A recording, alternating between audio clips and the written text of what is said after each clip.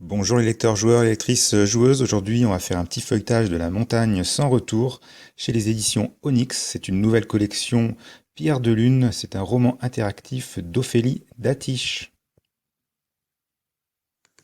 Pour commencer cette découverte, je vous propose de regarder le petit texte qui est derrière le marque-page. Des secrets vieux de plusieurs millénaires se terrent au cœur de cette montagne. Saurez-vous les découvrir? À travers des énigmes et la gestion d'un inventaire, guidez ce héros, mais prenez garde. Si chacune des routes est différente, la plupart ne le ramèneront pas chez lui. Et ça, pour l'avoir joué, je peux vous dire que c'est vrai.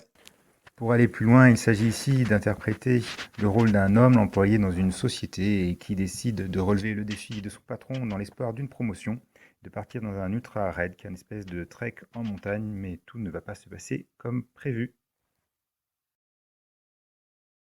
En introduction, on vous rappelle ce qu'est un livre-jeu avec des chapitres et des choix à faire à la fin. Ici, il y a 17 fins possibles.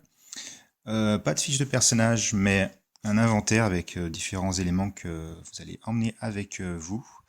La particularité ici, c'est que vous pouvez aussi ramasser des objets et qui seront liés à un numéro qu'il faudra noter dans ce tableau pour pouvoir vous en servir plus tard. Les chapitres sont relativement longs et vous amènent à faire un choix à la fin qui n'est pas un choix qui vous dirige vers un autre chapitre, mais vers un numéro de page, ce qui va un peu perturber les habitués de livres dont vous êtes le héros. Et oui, car le livre ne s'adresse peut-être pas aux joueurs de livres dont vous êtes le héros ou de jeux de rôle qui aiment gérer tous les événements, qui aiment les combats.